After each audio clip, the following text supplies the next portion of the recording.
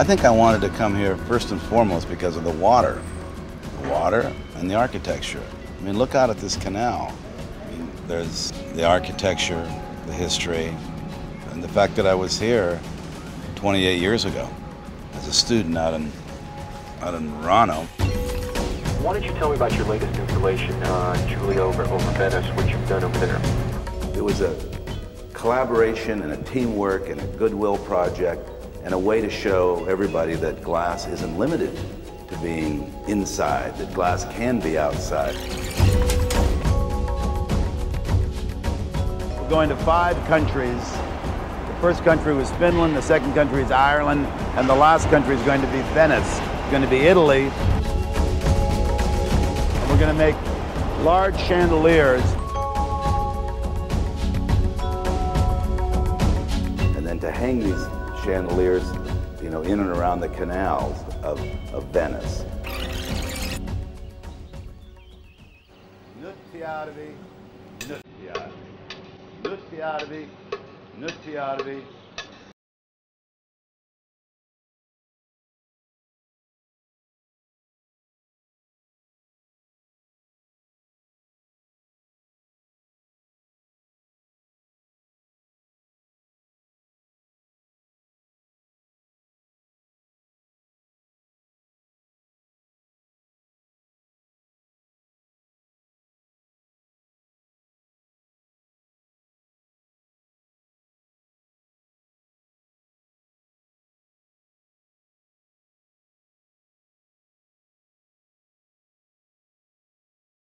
The only extant model of what was known as the forest glass house.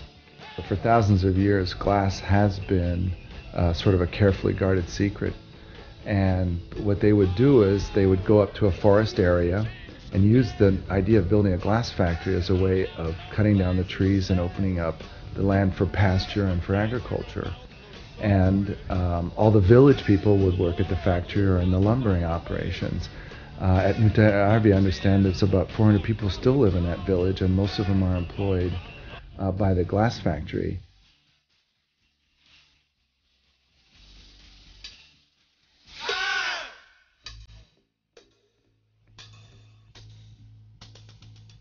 Dale's work is, a lot of the times, he's basically charting new ground. You gotta help me remember. You have a material that has a history of, say, 5,000 years. Glassblowing's been around for 2,000 years, and Dale's the first one that comes along and decides to play with the properties and the fluidity of the glass and let it go off center.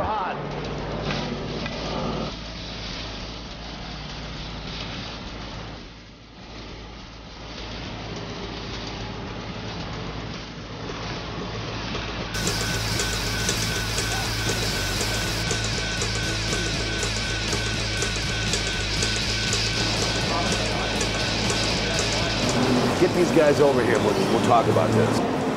Let's put a neck on them. To explain somebody something, you gotta make a visual statement. Verbal is not enough. In the optical mold. So this man can really draw. He has incredible velocity, great hand. So you gotta have both the brain and the hand. It comes from here and comes out from here. See. But big cobalts. Dale has a unique way of working. First, he starts off with drawings, which sort of give a sense or a spirit of what the work is supposed to be.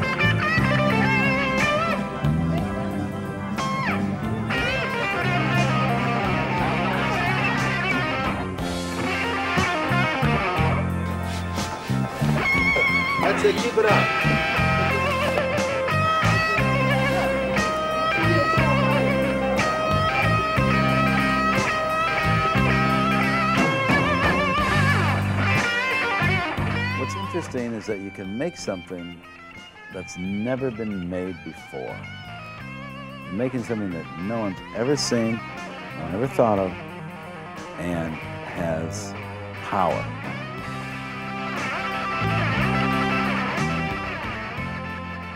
As a Fulbright scholar to Venice, Dale was first exposed to the idea of blowing glass with a team. This quickly became the way he liked to work. Over the course of many years, he has trained hundreds of glassblowers who work and travel with him all over the world. And Dale, having worked with a lot of these specific glassblowers for certain lengths of time, they pretty much already know what Dale wants.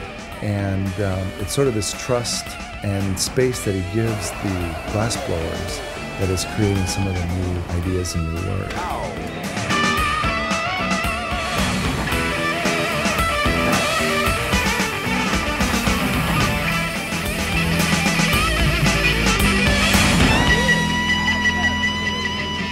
Here we go. 1, 2, 3. Wow. 3. 3. 3. 3.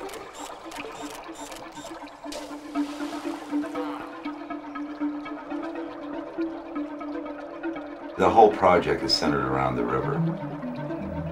And it's made me think about, how important the water is to my work. Or important, maybe as important as it is to my being. I think water is extraordinarily creative. And I find that I'm always drawn to water. This is where it's all happening, down here in the river. Some things coming out of those rocks would be nice.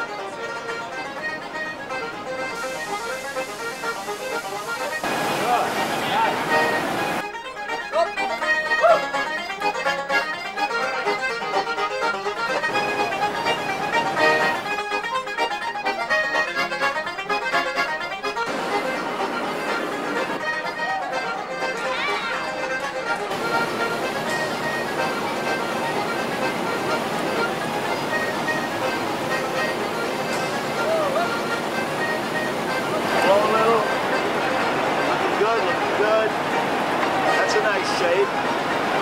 Nothing it down. Slow.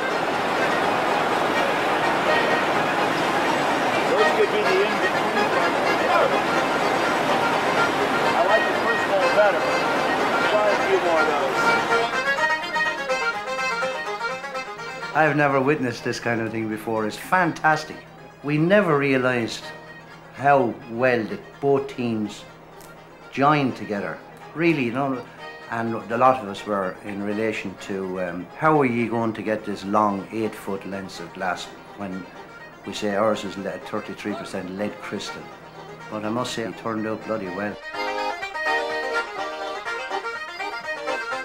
Put it to that curve and go after it. Keep going. Keep going. Airborne. All right.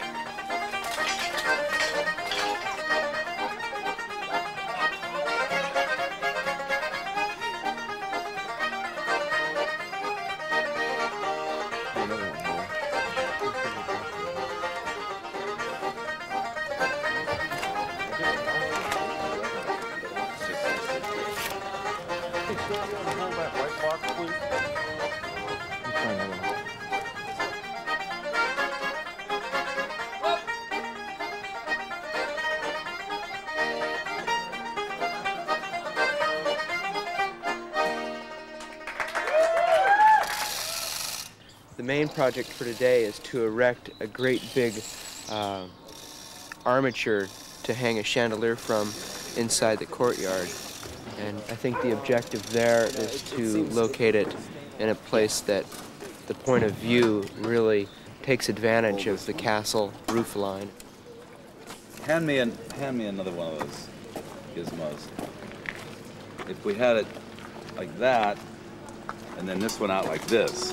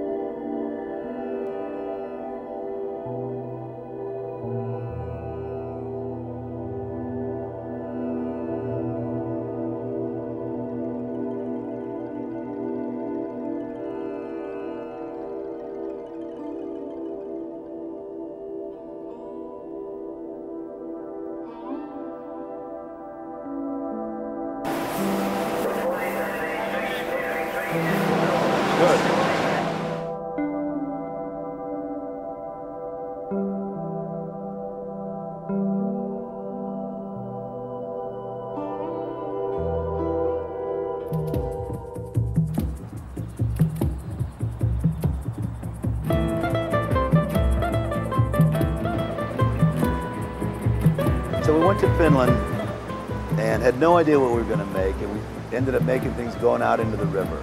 We went to Ireland, then I picked the concept to go into the castle, you know, thinking that I wanted it to be Irish and I wanted it to be different than Finland.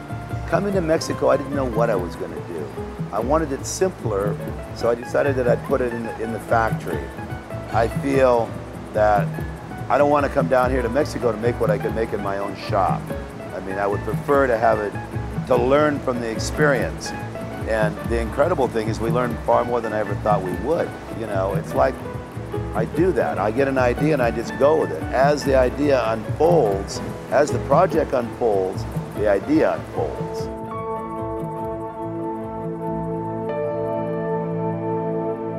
I don't know anybody that knows more about color than Dale. 15 or 20 years ago, there were basically a couple primary colors that Americans worked with. And Dale was pretty much the pioneer to start to mix solid colors with powders, or what we call jimmies, which are little tiny pieces like sizes of gravel, mixing it all together, mixing opaque with transparent.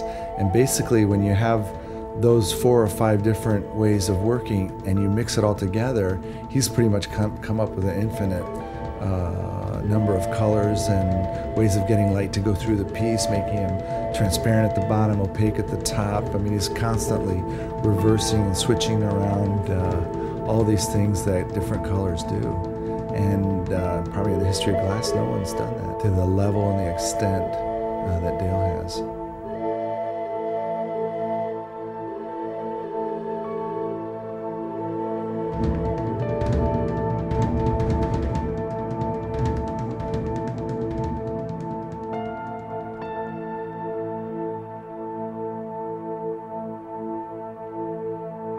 Glass blowing's a little like making a drawing. Make the piece, get it done, and finish it. And you know, that's really the style that I've developed in the glass. It's the same style that I do when I draw. Probably what I do a lot of things. It's like, it's one-off, fast, quick. And for glass blowing, it's a great, you know, medium and a great craft that really always revolved around precision. You know, they didn't take advantage of this sort of liquid, organic quality that glass has. I mean, because in order to do that, every piece has to be a decision. The glass blower has to make a decision every time he does something. So many ways to do it.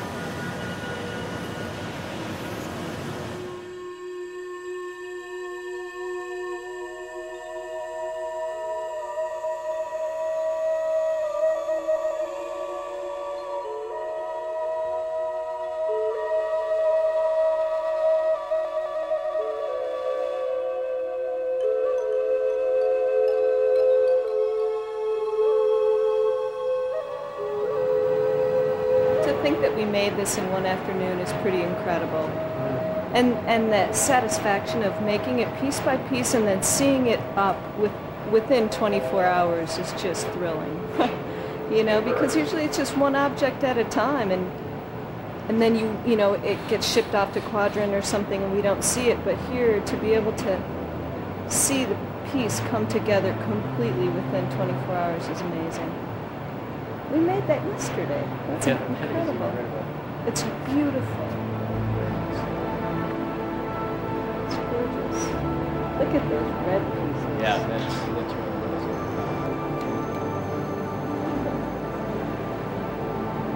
Everybody who works with Dale and for Dale is very talented, because we have to have a vision that is cohesive. Everybody contributes to that. Everybody adds their little bit, whatever that is.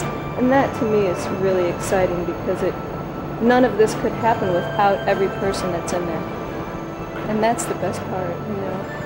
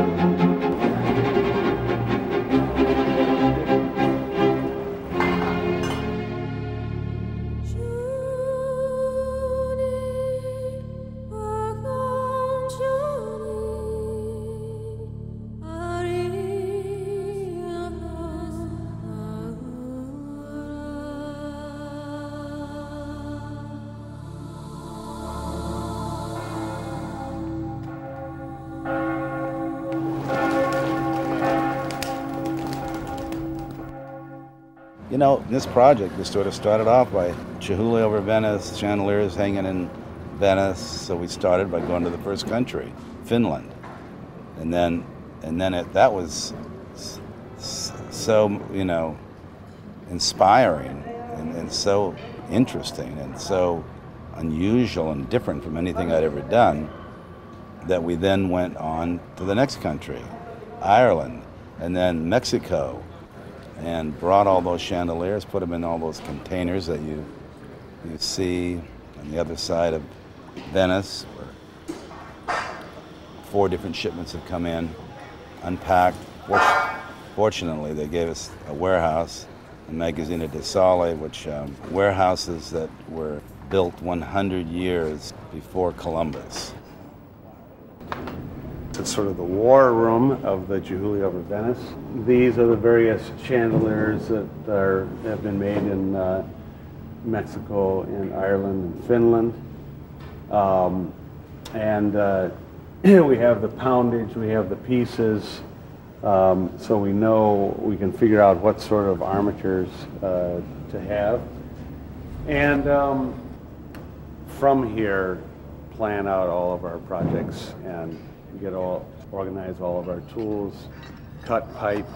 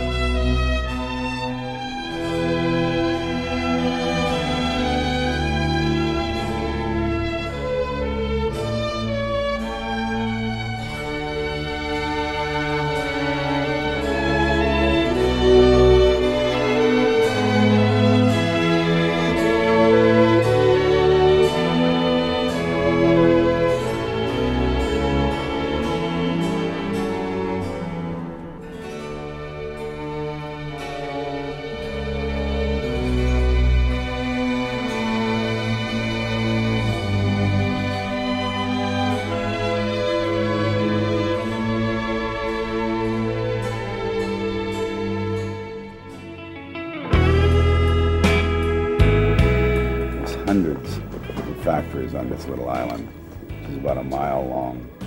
So I don't know how long they've been blowing glass here, but about 1,200 years. But there's still great glass blowers here. And we're going to see a couple of them working today. We're going to work in Pino's shop and have Pino and Lino working there. They're going to be working separately, side by side, making chandelier parts. And from that, we'll try to make a nice piece.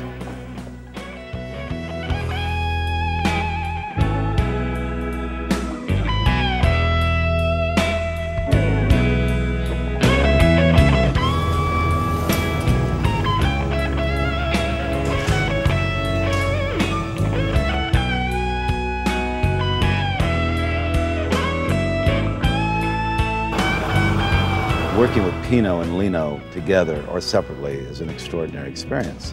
I mean, you're talking about 2 of the most gifted glassblowers, not just in the 20th century, but I think in all times. I mean, I think these are really 2 of the really extraordinary masters in the history of glass.